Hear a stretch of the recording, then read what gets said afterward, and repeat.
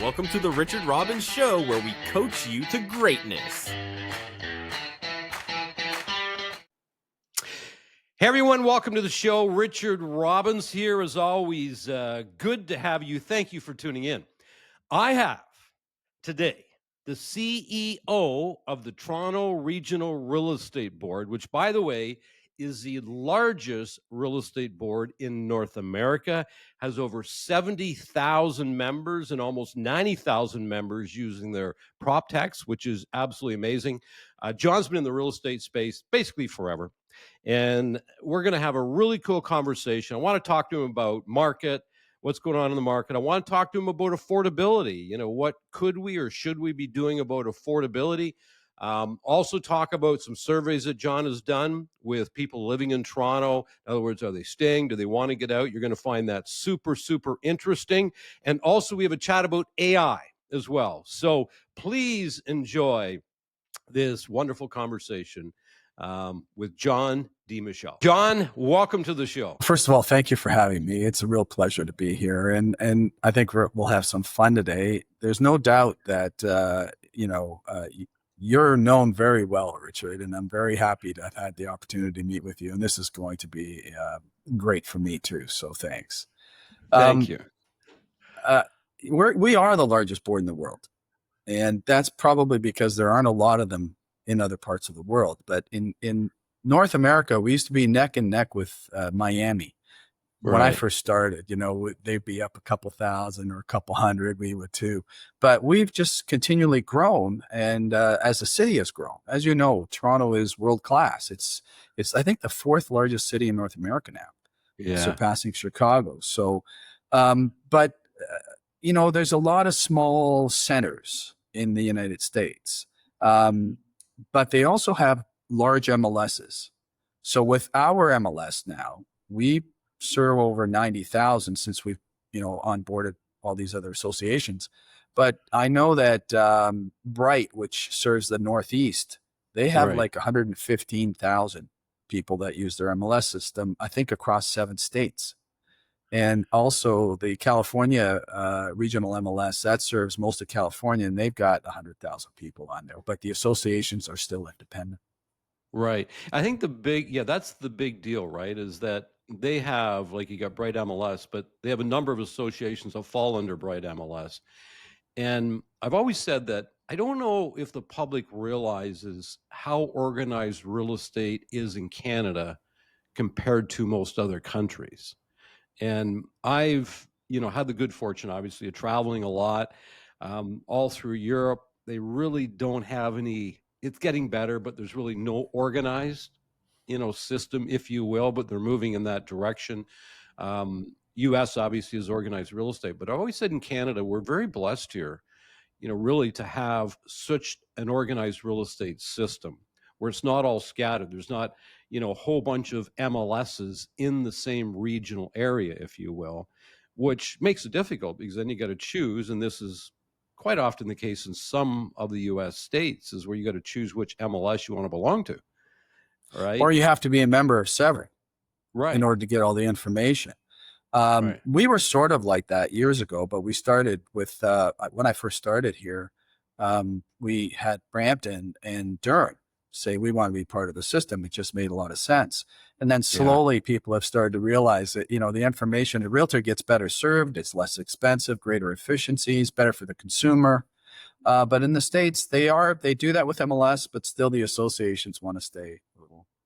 Yeah, separate. I know. It's really interesting. Okay, there's so many things I want to get into with you, but Sure. Before I do that, I'm thinking, okay, you're the CEO of the largest real estate board, basically in the world. Can you give our listeners, if you would, a Cole's Notes of how did you get here? Like, just quickly, what is your background? How did you end up being the CEO of TRREB? Because you've been in real estate a long time. I have. Well, if you ever saw the movie Being There, sometimes you just have to be there. But, I started out as a salesperson. I was young and I had, babies. So I started selling real estate. I had other businesses that I was operating at the time. And I thought, well, I'll get into real estate. I like this. And one of them was construction. So I thought, hand in glove type thing. But as soon as I joined the Oakville, Milton, and District Real Estate Board, because that's my hometown now, and it's been there for 30 years or more, and I joined the board, and then literally within a couple of months, I get a phone call saying, "Congratulations, you're on the board of directors." so, so I said, "Excuse me," and so that was a great experience, and I learned a lot, and I served there for several years.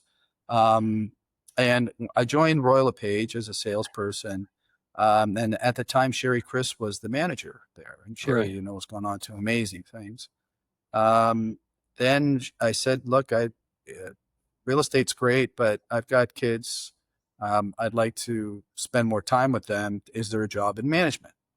And she said, sure. So a few months later, I was in Burlington as a manager at Mainway. Then I moved into the city. That spans, I guess, that part of it spans approximately 12 years of time. And then while I was here working on Royal York Road, I was asked if I wanted to be on the board of directors at TRREB. And I said, okay, sure. I ran for election, got on the board. And then, I don't know, my background is in sales, and I understand real estate and marketing. I did marketing prior to that. But I guess the technology is what people really wanted from me. And I had done some really cool things in my branch at that time. First to drop Cat5 cables at the desks, had everybody buy laptops, and our market share went from like 21st to 4 in our area. So we did very well. And sometimes I tell everybody, you cannot take credit when it's a bull market either, but you have to prepare for that, right? So Yes. we did very well. And next thing I know, I was asked if I'd be interested in being CIO here. So in 2002, I joined as CIO, brought in the first off-the-shelf MLS system. Had also a lot of initiatives while I was here, like the authenticator, which people hated, but now strong authentication is the way to go. We were the first to drill down to actual community levels. That was my project as well. And, I guess as time wore on, I was asked to be the associate CEO, and here I am as CEO. Well, amazing. And, by the way, I hear nothing but good things about the job you're doing. And I think there's just a lot of aspects to your history that have helped you do such a great job with TRREB. Number one, obviously you got a bit of a tech background. Number two, you've got a lot of real estate experience. You understand our industry, if you will, which is really cool. But from the managing, you developed your leadership skills as well, and that's a big part of it. So I think a lot of people are very excited to have you at the helm. One thing I do want to talk about, and I just, with all of your knowledge, I want our listeners to get a real understanding of TRREB, because you have, for argument's sake, just over 70,000 members. Am I correct? That's correct. Yes. But then you also have another arm, which is a PropTech arm. Yes. And you have more people than the 70,000 members, you in the PropTech arm. So could you maybe explain that to everybody so they have an understanding of not only, being a member of the Toronto Real Estate Board, but other boards that are using the PropTech and how that works? So PropTech was something that germinated in my mind I guess I started thinking about it in 2015. And I think I did my first presentation and created like the documentation in 2017. Just watching the American experience and how they do things down there with respect to MLS and the associations. There are a lot more associations that still run their own MLS. But if you follow what's going on in the United States from a legal standpoint with the Department of Justice, the way an NAR, the class actions, I always say it, they're the ones that sneeze and we catch the cold, right? So they have a problem, and then slowly it comes up here. And here we are ourselves in that class action. So the separation of the technology in order to provide services to other associations is critical. But not only that, it gives us the opportunity to focus on it from a tech standpoint. So PropTech was born, I guess, in 2020. After a few presentations to the board of directors, there's a lot of people that really believed in the concept, and here we are. And it's allowed us to actually create that growth, to create the synergies and the efficiencies for both members and consumers by getting all that data in one spot. It saves members money, it saves consumers angst. And we are also developing some really exciting technology, which I've talked about. Again, this was something it's my architecture and my design. It's a transaction management etched in blockchain. Mm. And what it'll do is, with some of the features that we've included in it, it really should drive the concept of any fraud that is transaction oriented down to a very small amount. So this is something that was endorsed by some folks at a fraud symposium that included people from CMP and as well as OPP and other investigative agencies. So we are moving in the right direction there. And without PropTech, we probably wouldn't have gotten that. Right. So explain exactly for the listeners that don't know what it is. What is PropTech? PropTech Innovations Inc. is a wholly owned subsidiary of the Toronto Regional Real Estate Board. And, it's got one shareholder, which is TRREB. And what it does is it specifically focuses on the technology. It's a separate entity. And then we also work with other organizations to bring the services in, decide what's members. We just did a survey recently to see what members are using so we can become more efficient in what we provide and also understand what they need. Right. Beautiful stuff. So you have, what do you, like, for argument's sake, how many other users outside the Toronto Real Estate Board would be involved with PropTech?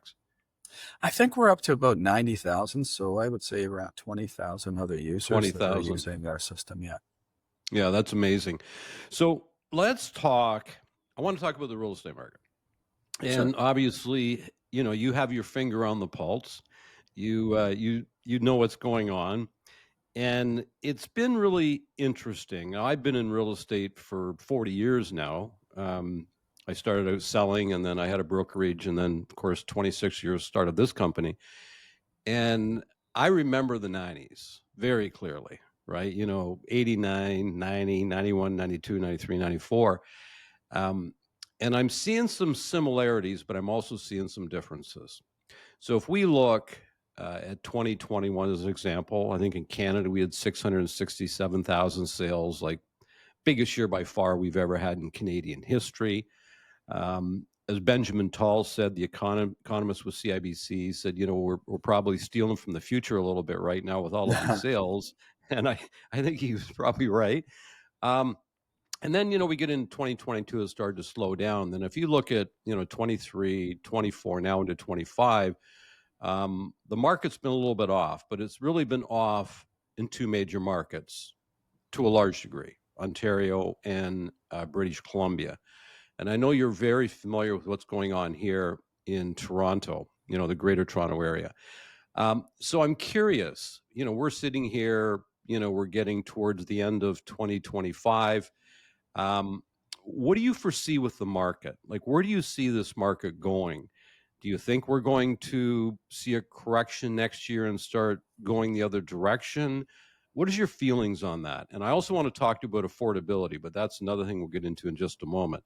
Sure. So what is your prediction? Well, I can't predict, but I can tell you that my sense is, because I lived through some of that too. Right. And if you think back to 96, when things actually changed, because it was a pretty dull market there for a bunch of years. And in 96, I had 3 listings and I had 3 buyers I was working with, and nothing was happening during the year. And all of a sudden, overnight, everybody bought and sold. It was a very strange change. So the psychology is critical. But if you think about what led us to this, where we are today, so COVID was the run up, like you said. It was like unbridled. No one expected it. And then in those circumstances, you have to look at what predicated some of that. Rates were extremely low, like Right. extremely low. In some cases, people had 1.9% mortgages or less, 1.8. That's free money. So people took risks back then. They overpaid. Their mortgages were huge in some cases just to get into the marketplace, and they did. Well, 5 years later, here we are with the same people now having to renew. And if they're renewing at 4%, that's double. So a lot of caution out there. And certainly the buyers are looking at it saying, okay, we've seen the rates start to come down. Will they come down any further? But I think it's, without pointing the finger squarely at the federal government, but when you have rates low for that period of time, at some point you have to start, incrementally increasing them. Well, they didn't. Then all of a sudden they increased them really significantly. And now they're going to have to drop them. But if they drop them too quickly, same sort of issue. And if you look, I mean, I hate to bring this up, but the tariffs are creating a problem in the economy and in confidence. But there seems to me, talking to my friends, there are a lot of buyers out there that are just waiting. If they're looking, and this enormous number of listings, there's choice. So if they drop the rates another quarter point, will that really change things? I think it might. I'm not going to say it's going to be crazy, but I think people will say, you know what, I want to buy a house now. And I believe that people are, and people who want to sell their homes are going to have the opportunity to sell. Yeah. It's really an interesting time. When I look at what's going on right now, and I've said to, I talk to our coaching members all the time, and I said, buyers haven't disappeared. They're just sitting on the sidelines. Because no matter how you cut it, no matter like all the stuff I've read, whether it's banks, CMHC, they all say that we have a shortage of housing in Canada. And I truly believe that to be true. And there's a lot of people sitting there, but they're sitting on the sidelines. And of course, I look in a market, and when you see a market where rates, obviously they stayed steady the last few announcements, but I mean, generally have been going down. And we're also seeing, depending on property type, prices starting to weaken a little bit. So what happens? Everybody plays a waiting game, right? I'm going, whoa, rates might go down more. Maybe prices are going to go down more. So everybody just sits in the sidelines. And it's funny you mentioned 96, because I remember, and I don't know if the audience knows how fast market can change. I can remember February of 1989, okay, when my partner and I, Dana Richard, and actually Dana still with us today. He runs a coaching division for us. We've been together for almost 40 years. But I remember it was February 1989. Our phone would ring, you know what I mean? Like, CMAs, buyers, phoning on ads, and it just stopped. It stopped. Mm-hmm. It was the weirdest thing. It was like, we went a week, and I said to Dana, is our phone, are they even working? I remember checking them. I'm going, this is insane. What just happened? Like, we used to get 6, 7, 8 calls a day, and like, phone's not even ringing. And in that 1 week, I saw a significant shift in the marketplace. And I couldn't believe how quickly such a huge market, the real estate industry, can change. And I sort of feel, and I'd love you to comment on this, I sort of feel that all we need is a couple signals in the market, right? Just something where people go, okay, it's time, we got to go. And even if I look at, the numbers, over the summer as an example, especially in July, I looked at what happened back in July.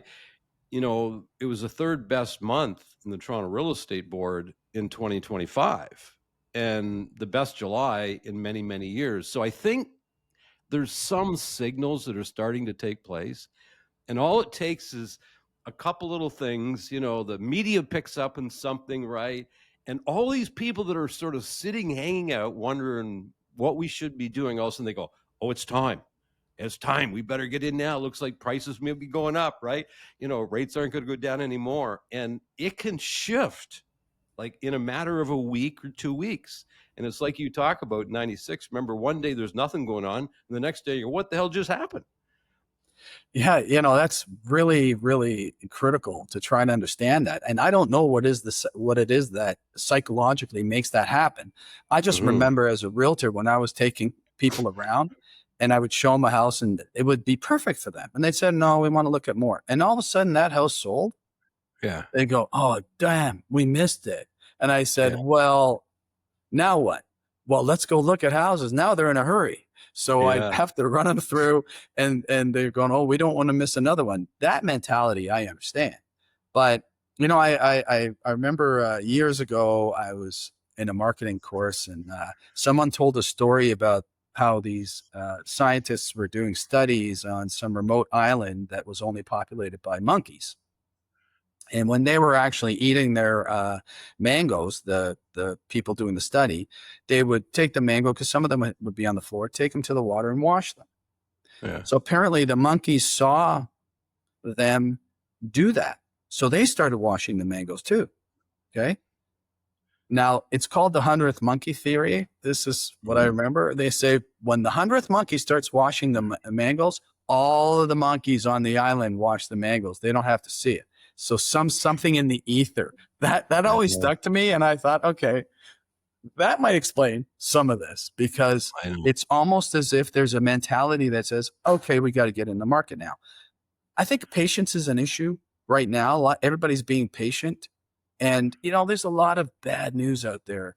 Tariffs, the folks out in the East End now with the aluminum and steel plants and the subsidies that are having to come in, the change in the economy, the self-reliance of the Canadian economy, and, the provincial trade barriers, all these things that have to be addressed right now. Yeah. Those present psychological barriers because there's a little bit of trepidation and maybe a fear. Are we going to spend this kind of money? But at the end of the day, prices have been pushed down a bit. We're seeing that compression in prices. We know that the new homes in the condo market, those are basically, empty. No one's Yeah. buying them. People are not even closing. So there's a lot of problems there. So there's some availability. So to your idea or your concept and that you mentioned with respect to supply, well, I say there's supply for the immediate time, but there's not long-term supply. If they're not Yes. going to build them, if they're not building low rise in the outlying communities, we're going to have a problem. We have to keep up the supply. Yes. 270,000 new people in Toronto alone. That's a low pressure, right? Yeah. No, I agree. And that's especially when it comes to condos. Now, we know that right now, condos inventory is way up. Prices are softening, obviously, and will continue for a while, I believe, just because of inventory. There's lots to choose from. So everybody's competing to sell a little bit in the condo market. But if you look at the amount of starts that are taking place in the condo market, it's almost zero. So when all of a sudden you have a market that totally shut down, and it's not like they can decide, okay, in January we're going to do a start and we'll have supply in June. That's not the case. Mhm. They start in January, they might have a slide of 2030, right? So it's sort of one of those things that all of the existing inventory needs to wash out over a period of time. And condo market, I do believe, will be the last market to recover just because there's so much supply, right? And then all of a sudden, the developers, they're not stupid. Like they're going to say, okay, things are starting to go, but any project is years from 10. start to completion when people move in. So the reverse could eventually happen again, in a period of time where all of a sudden now we're out of supply again. They say affordability right now, I think it was TD said this, that affordability is at a 3-year low. And that's basically because of prices and because of interest rates. But the federal government, they're constantly talking about affordability in Canada, and obviously Vancouver and Toronto being, the big markets where affordability is a problem. I'm interested to know your thoughts because I don't know the answer to affordability. Like I keep reading everything. Everybody's talking, oh, government should be building homes or the government should be subsidizing builder, whatever it is. Like there's all these crazy ideas. Do you have any thoughts on that? Because you mentioned something to me in our pre-call. You said that there was a survey done and there's a high percentage of people that have said they would like to leave Toronto and because of quality of life, and affordability is part of quality of life. So maybe tell everybody about that survey, and then what are your thoughts? What needs to be done to help with affordability, or can anything be done? Well, so right now, yeah, to your point on the migration, we did a survey at the beginning of the year and asked people, what are your plans over the next 5 years? Are you staying in the city or in the GTA? And 50% of the people surveyed said they were leaving within the next 5 years, getting out of the GTA.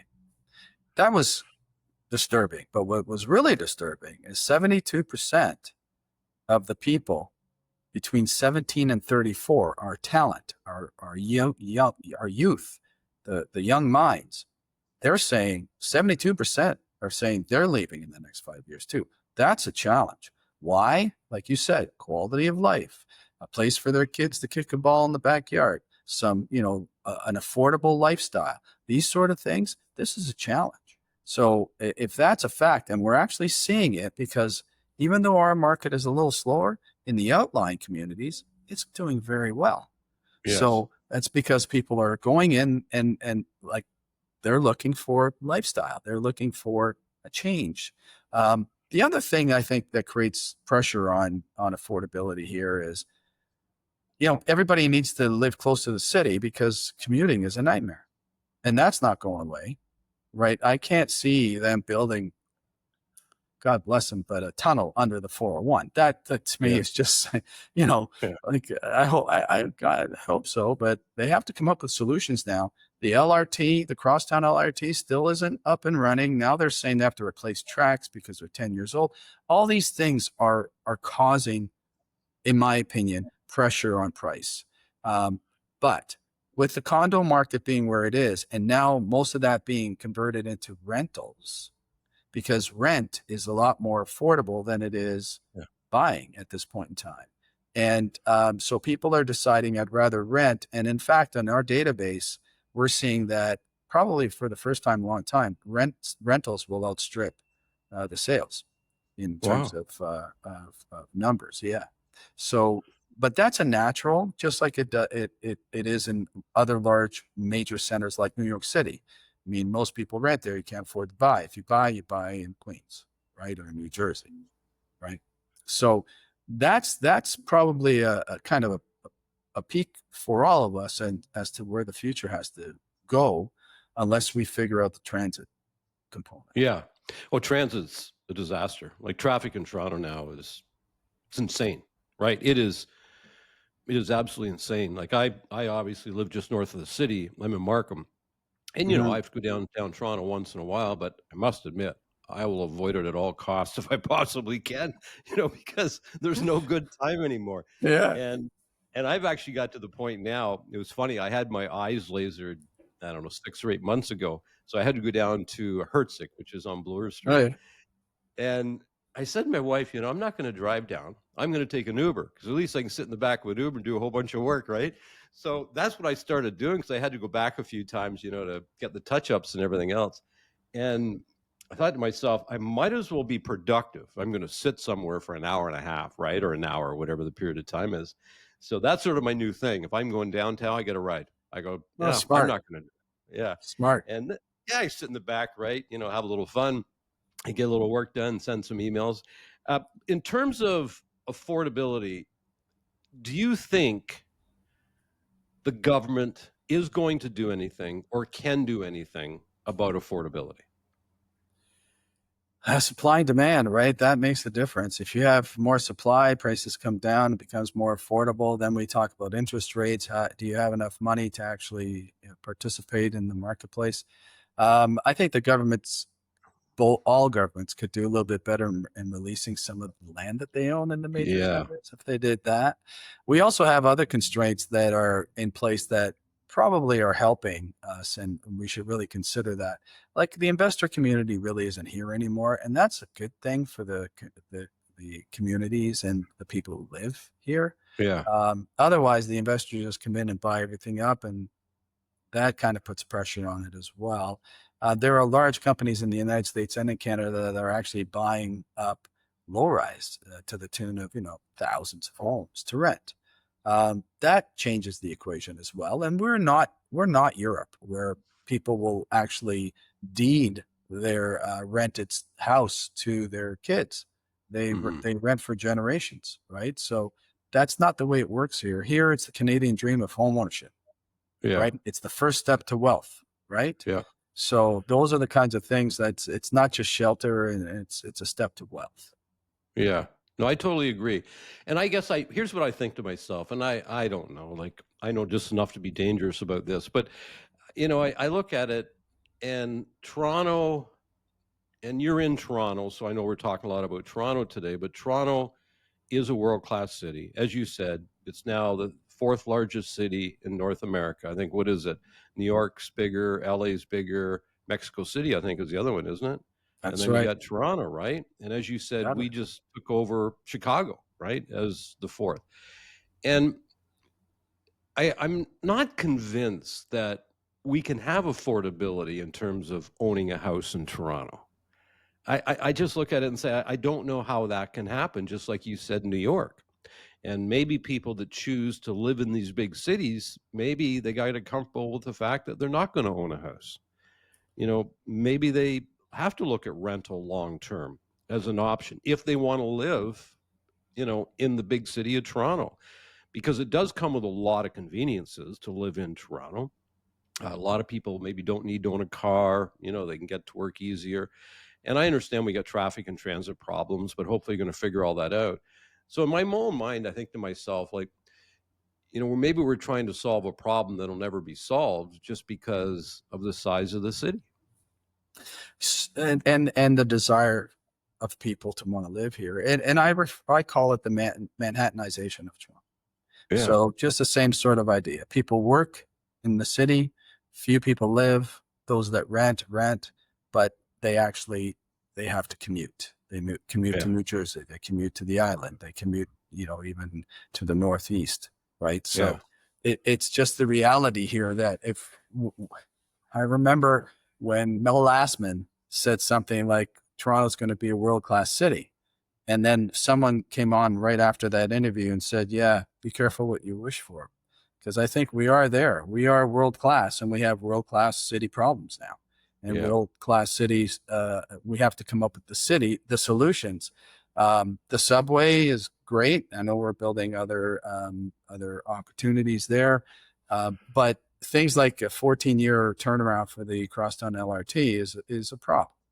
And those are the things that we have to really start focusing on. Now there's issues with connecting as we build out in the other regions. Someone has to connect to that pipe, that the biggest challenge is always sanitary, right? So those are we have to solve those problems. But you're right. Driving in the city right now it really shouldn't, if you can avoid it, avoid it.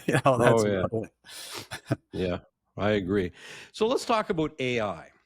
AI is such an interesting topic, right? And there's no question it is changing our lives in a really big way.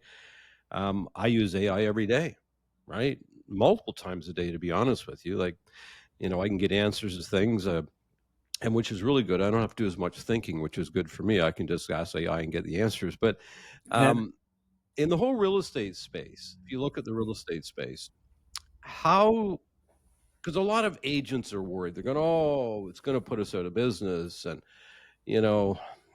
I'm not convinced, right? I don't think that's going to happen. But how do you think AI is going to affect the real estate industry? Do you have any thoughts on that?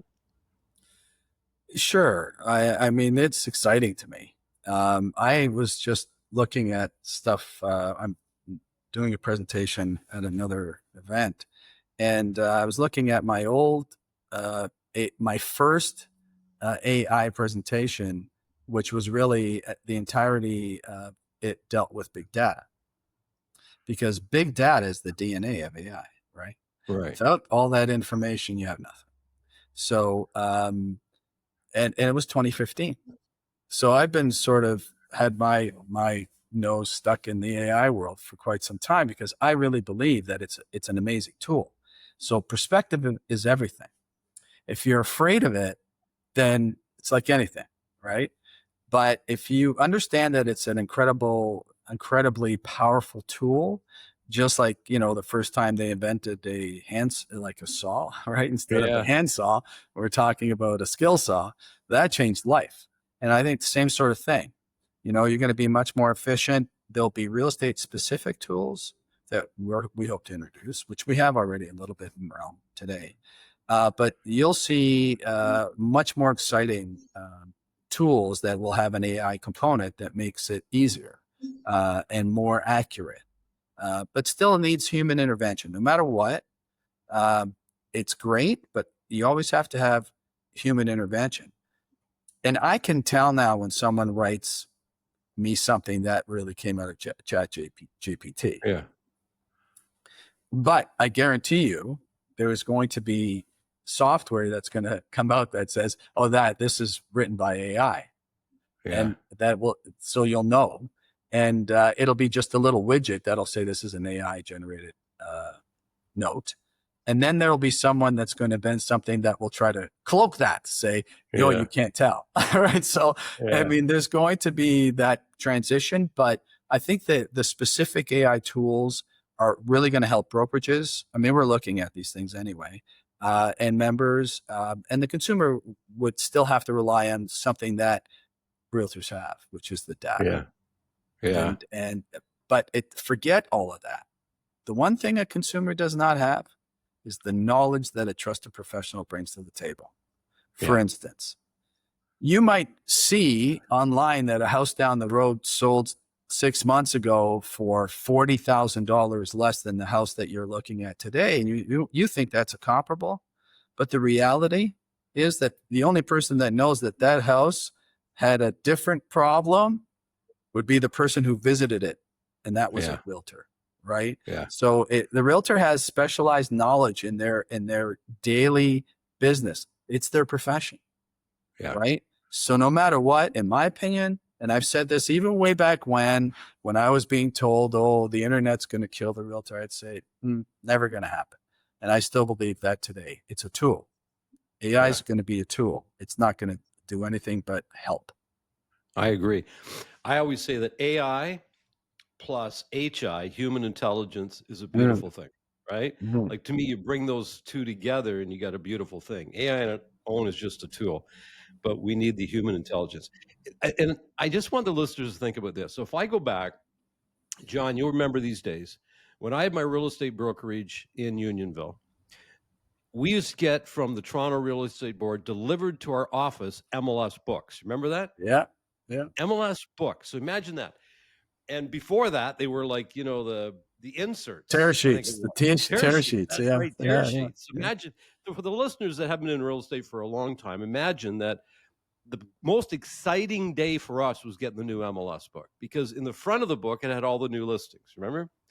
And that's how we found the listings. So, of course, compare that, offers. We used to sit at somebody's house across the table, and then you drive back and meet with your buyers, and then you drive back and meet with the sellers again. Offer presentations would go on forever because you had to physically drive to all of these places. I got to the point, I used to bring my buyers and they would sit in the car out front of the house so that I could just go out quickly and talk to them and go back in, right? Because I go, why am I doing all this driving? And they're all excited because they felt like they're part of the process, right? And you look at where we're now as an industry. I was playing golf with my son-in-law, Luke, who's a real estate agent out in Durham. And we're playing golf, and he's on his phone, slightly annoying me, by the way, but this is okay, right? As in-laws do. But anyway, he's on his phone, and he's writing an offer. And he literally wrote an offer, all in about a space of 3 holes, went to his assistant, put the offer all together, sent it to the buyers, and all in the space of 3 holes, he had a signed offer delivered to the listing agent. And I watch him do that, and I go, wow, so much different from when I physically sold real estate, right? And I think that's what we all got to realize, because I'm with you on the AI front. I love technology used the right way, because I think it provides so many opportunities, but so many conveniences. And if used right, it makes our life so much easier, right? And I know people can get caught up in it and all that sort of thing, but I look at it and say, I just think it's going to be absolutely amazing. Imagine, just think about AI for staging homes. Mhm. What a beautiful thing.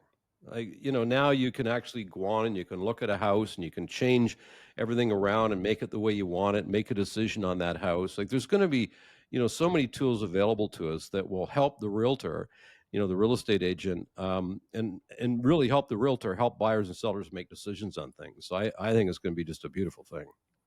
Yeah, and we're actually going to be launching a tool in the next little while that will. So you're on the listing, and you can look at a photo, and then there's a little widget. You click on it, it imports the photo into this little widget, and you can change the color of the walls. You can change the flooring and that kind of stuff, just for people to get an idea. But Yeah. you're right. Technology is not to be feared. I remember, and I was just talking about this earlier this week. There was a speech in the United States when the internet first came on, and Right. the president of the day said, "Well, the lion is coming over the hill. Once the data is on the internet, we're dead. There'll be no more Yeah. realtors." And that was complete, Yeah. misunderstanding of what was really happening. But I'll tell you, technology for me. So when I first joined Oakville, you had to go to the office to get access Yeah. to the computers. So I said, well, I asked a bunch of questions, and anyway, long story short, I ended up asking them to give me a TTY machine because they had them. No, I actually bought one. Sorry. And then I said, is it possible for me to create an environment where I can have access to this from my house? I said, sure. So I put it in anyway, I put in a modem on their side and went home, and I used the TTY because at that time you couldn't get it on your computer. And I had access remote from my house, and this is in the 90s. Yeah. No one else had this. So, if you understand technology and you appreciate it, it's a tool, right? It's a Yeah. tool. And same sort of thing when you look at AI, when you look at all these things, every year something new happens. People want to say the sky's falling. Well, it's not. It's a tool. And I think Yeah. we should be exploiting those tools to the benefit of the realtor, who then turns around and gives it to the consumer so the consumer can achieve their goals and dreams. I couldn't agree more.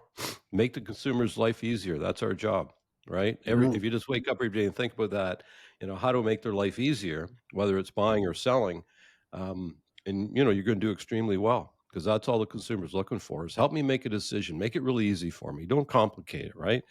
And that's what the public wants, and that's what the public's going to demand. So, John, I want to thank you, my friend. This has been very enlightening for me. I'm glad we had just a chance to chat. We've sort of seen each other on occasion, Yeah, but never really for had sure. a chance to chat a little bit. And I want to thank you for what you do. You got a big responsibility there. You're looking after the board and 70 some thousand realtors. And I'm sure a few of them have opinions once in a while, do they?